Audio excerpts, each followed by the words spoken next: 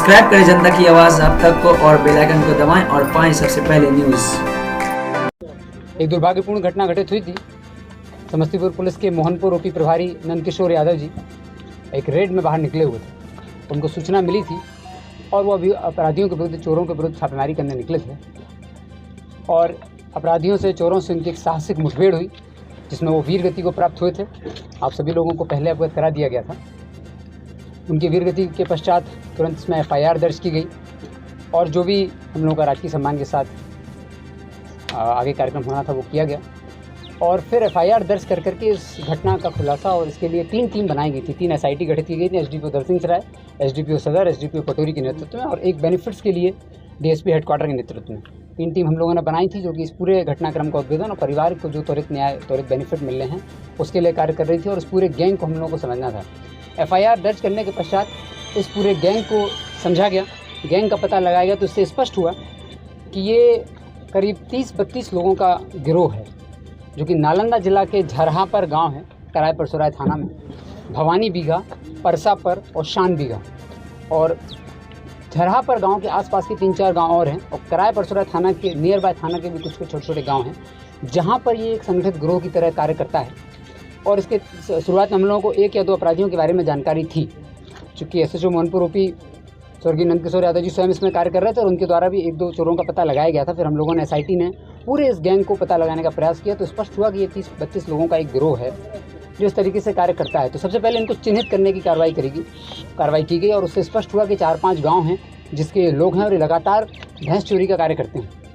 इन 30-32 लोगों में से जो कुख्यात 10 थे उनको हम लोगों ने आइडेंटिफाई किया था और अपनी SIT को 10 दिन 10 अपराधी का एक लक्ष्य दिया गया था। आज करीब 5 दिन हो रहे हैं और हम लोगों ने उन 10 जो कुख्यात थे उनमें से 4 को गिरफ्तार कर लिया है। इन चारों के साथ जो घटना में ट्रक लेकर के लोग आए थे चोरी करने के लिए, वो ट्रक बरामद किया गया, पिकअप ऑलरेडी बरामद हो गया था। हथियार, जो 2 हथियार इस घटना में इस्तेमाल हुए थे उसमें से 1 हथियार बरामद कर लिया गया है। 4 लोगों की गिरफ्तारी हो गई है। अन्य 6 जो हैं उसमें से 4 जो हमारे टॉप टारगेट हैं, अभी उन चारों को भी हम लोगों ने टारगेट पर रखा हुआ है। फिलहाल वो सभी पूरे परिवार के साथ एक तरीके से लापता हैं। हमारी कुछ गोपनीय और खुफिया टीमें निकली हुई हैं जो कि न सिर्फ राज्य बल्कि देश के अन्य भागों में भी निकली हुई हैं, लगातार इन अपराधियों का पीछा कर रही हैं और हमारी SIT का ये जो लक्ष्य है कि शीघ्र ही उन चारों को जहां पर वो हैं वहीं पहुंच करके कार्रवाई की जाएगी। और फिलहाल जो 4 लोग पकड़े गए हैं ये हमारे टॉप 10 में थे इस पूरे गिरोह के। इन लोगों को पकड़ा गया है, इनको FIR करके जेल भेजा जा रहा है। इन लोगों से पूछताछ हुई, पूरे घटनाक्रम को हम लोगों ने समझने का प्रयास किया तो इससे स्पष्ट हुआ कि ये लोग घूम फिर करके लगातार, ये पूरे जो गांव हैं, इस गांव में बड़ी संख्या में चोर हैं, जो नाम मैंने आपको बताया, इन सभी गांवों में बड़ी संख्या में चोरों की आबादी है और ये भैंस चोरी का ही ये लोग कार्य करते हैं। संगठित गिरोह है। इन लोगों का जो मॉडस है काम करने का, ये लोग अपने साथ 1 ट्रक, 2 स्कॉर्पियो रखते हैं, 2 पिकअप रखते हैं और कुछ बोलेरो रखते हैं। 30-32 लोग अलग अलग क्षेत्रों में बढ़ जाते हैं, जहाँ इन्हें घटना करनी होती है वहाँ के एक लोकल व्यक्ति से टाई अप करते हैं और उस जोग्राफी को, भौगोलिक स्थिति को समझते हैं कहाँ घटना करने वो लोग जा रहे हैं और वहाँ पर कहाँ भैंसों की अधिकता है और कहाँ इजीली ये लोग चोरी कर सकते हैं, वो आइडेंटिफाई करते हैं जगह और फिर चोरी करने के लिए निकलते हैं। जब हम लोगों ने इनका पूरा पिछले 6 महीने का जो देखा तो उससे स्पष्ट हुआ कि ये कई ज़िलों में, जैसे कि जहानाबाद, गया, मोतिहारी, सीतामढ़ी, शेखपुरा, यहाँ पर भी भैंस चोरी की घटनाओं को लगातार अंजाम दे चुके थे। 9 तारीख को ये लोग पहली बार समस्तीपुर आए थे। इन्होंने मोदीनगर थाना क्षेत्र का एक व्यक्ति है, लोकल लाइनर है, उससे इन्होंने संपर्क किया था। वो इनके गैंग में ही बहुत पहले शामिल हो चुका है, वो भी नालंदा में शिफ्ट हो गया है, लेकिन उससे इन लोगों ने संपर्क किया। संपर्क करने के बाद इन लोगों ने समझा कि कहाँ से चोरी करनी है। उसकी लाइनिंग लेने के बाद ये लोग 9 तारीख को पहली बार, 9-10 की रात में पहली बार समस्तीपुर आए और भैंस चोरी घटना की। फिर 10-11 को फिर ये गैंग आया, फिर घटना की। 11-12 को भी आया था, फिर घटना की और उसके बाद 14-15 की रात में आया था। तो जिस दिन घटना हुई उसके पहले 3 दिन तक लगातार इन लोगों ने चोरी की थी। उसी में से एक दिन जब चोरी हुई थी तो मोहनपुर के प्रभारी स्वर्गीय नंदकिशोर यादव जी को पता चल गया था कि ये कौन सा गैंग है और तो पीछे कार्य कर रहे थे और फिर ये पूरी घटना घटित हुई थी। जब इन लोगों से हम लोगों ने और पूछा तो स्पष्ट हुआ कि ये लोग साथ में अपनी जो पूरा 32 लोगों का गिरोह है तो 3-4 तरह की गाड़ियाँ लेके चलते हैं। करीब घटना जिस दिन इन्हें करनी होती है तो शाम के 8 बजे के आसपास उस जगह पहुँच जाते हैं। ट्रक को किसी रेत के, बालू के टीले के आसपास पार्क कर देते हैं जहाँ लोगों को चोरी करनी होती है और वहाँ फिर ये लोग निकल जाते हैं। इनका जो रेकी का गिरोह है, जो इनको रेकी करता है, वो स्कॉर्पियो से पहले आ जाता है और वो स्कॉर्पियो बोलेरो से पूरे क्षेत्र में घूम लेते हैं और रेकी कर लेते हैं कहाँ इन लोगों को करना है। और घटना करने के लिए लोग पूरी प्लानिंग करने के बाद पिकअप में खुद चढ़ा जाते हैं और जो ट्रक रहता है उसको बालू के टीले के पास खड़ा करते हैं, बालू पर भैंस को चढ़ा देते हैं और उससे मिट्टी के ठेले से चढ़ा करके सारी भैंसों को जो है वो अपने ट्रक में चढ़ा करके ट्रांसपोर्ट करके भेज देते हैं और स्वयं पिकअप में शामिल होकर और अन्य वाहनों में जो बोलेरो स्कॉर्पियो लाते हैं उसके थ्रू ये लोग रश कर जाते हैं। तो लगातार इन लोगों ने 3 घटना की थी। उस रात के बारे में और उसके पहले के बारे में इनसे पूछताछ तो स्पष्ट हुआ कि ये लोग जब आए थे तो इन लोगों ने 9, 10, 10, 11, 11, 12 की रात में घटना की। 13, 14 की रात में भी ये लोग यहाँ पर आए। पूरे 32 लोग यहाँ पर थे और ट्रक और पिकअप वगैरह लेके आए हुए थे। जब ये लोग यहाँ पर पहुँचे तो इन लोगों ने जहाँ घटना करनी थी वहाँ पर अटेम्प्ट लिया।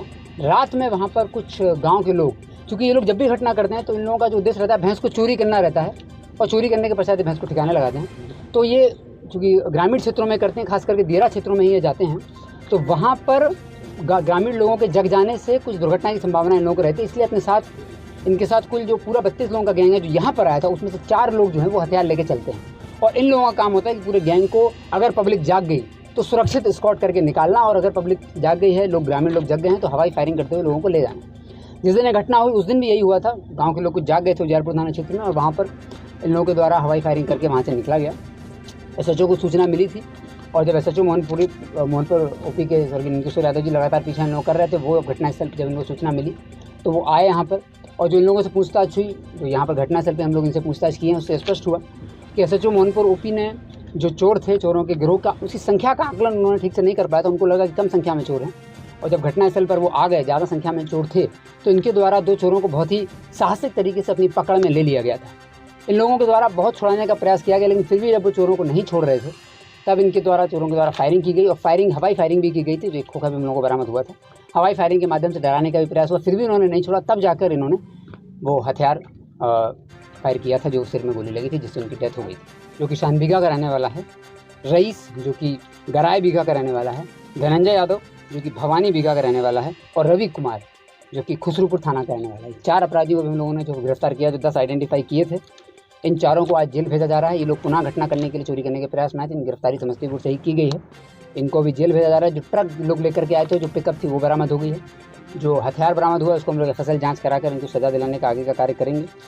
साथ ही इसके अतिरिक्त हम लोग जो एक SIT बनी थी, जो परिवार को तरह तरह के लाभ हम लोगों को जो सरकार की तरफ से सुविधाएं उपलब्ध होती हैं ऐसी दुर्भाग्यपूर्ण घटना घटित होने के बाद, उसके लिए एक टीम बनाई गई थी। उसने सभी कागजी कार्रवाई कर ली है और अगले 7 दिनों के अंदर ये इंश्योर किया जाएगा कि हमारे वीरगति प्राप्त नंदकिशोर यादव जी हैं, उनको परोपकारी कोष शहीद सम्मान का लाभ मिलना है।